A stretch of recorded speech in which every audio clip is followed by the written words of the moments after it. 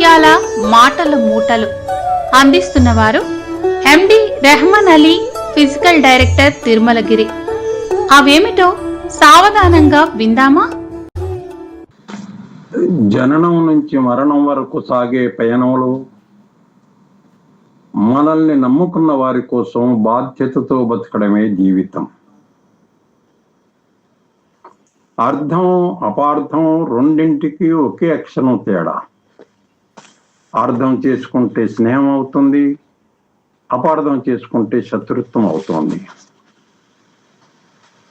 మనకెంత ఆస్తి ఉన్నా తినేది ఆహారాన్నే, మనకెంత గుర్తింపు ఉన్నా అందరూ చూసేది మంచితనాన్నే, మనం ఎంత మంచి కులంలో పుట్టినా అందరూ చూసేది మంచితనాన్నే, మనది ఎంత గొప్ప మతమైనను అందరూ చూసేది మానవత్వాన్నే.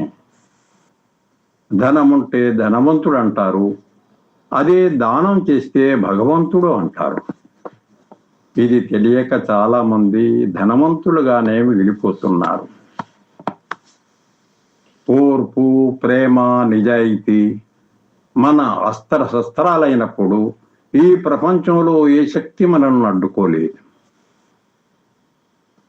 నమ్మకం అనేది ఒక చిన్న పదమే.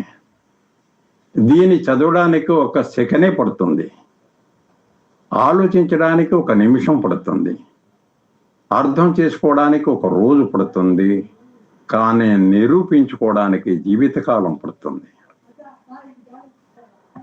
భయం అనేది ఓటమికి చిరునామా, పట్టుదల అనేది విజయానికి చిరునామా.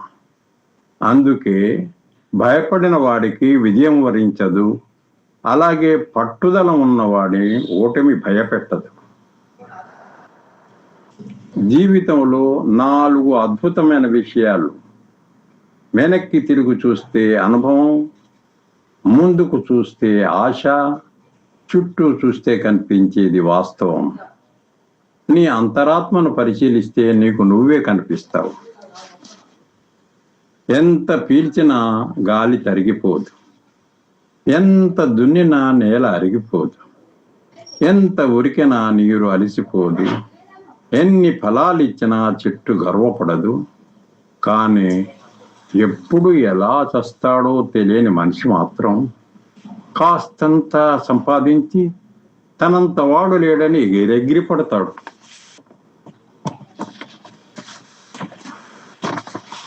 ఉదయించడం అనేది ఆశకు సంకేతం, కానీ మనం అత్యాశతో తెల్లవారుతుంటే భయపడుతూ ఉన్నాం.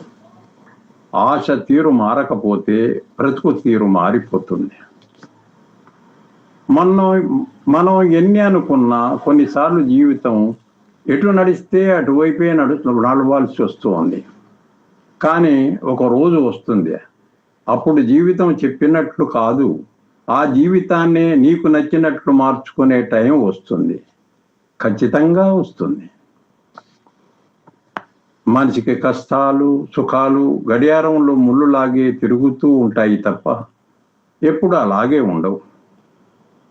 మనం చేయాల్సిందల్లా జీవితంపై కాస్త ఓపిక, విశ్వాసం, నమ్మకంతో ఉండడం. ఎవరికి ఎప్పుడు భయపడకు, అందరితో ప్రేమగా గౌరవంగా ఉండు. ఆలస్యమైనా సరే ఎప్పటికైనా మంచి మాత్రమే గెలుస్తుంది, నిజం మాత్రమే నిలబడుతుంది. నువ్వు ఏది ఎంచుకుంటే అదే నీ జీవితం అవుతుంది. చాలా మంది జీవితంలో ఓడిపోతున్నారు అంటే బలం లేక కాదు, తెలివి లేక కాదు, అబద్ధం ఆడలేక, మోసం చేయలేక. అబద్ధం చెప్పేవాడు 1,00,000 చెప్తాడు, ఎందుకంటే వాడి దగ్గర 1,00,000 కథలు సిద్ధంగా ఉంటాయి. నిజం చెప్పేవాడు ఒకే విషయాన్ని పదే పదే చెప్తుంటాడు, ఎందుకంటే నిజం అనేది ఒక్కటి మాత్రమే ఉంటుంది. అసూయతో బతికే వారికి సరైన నిద్ర ఉండదు, అహంకారంతో బతికే వారికి సరైన మిత్రులు ఉండరు, అనుమానంతో బ్రతికే వాడికి సరైన జీవితమే ఉండదు.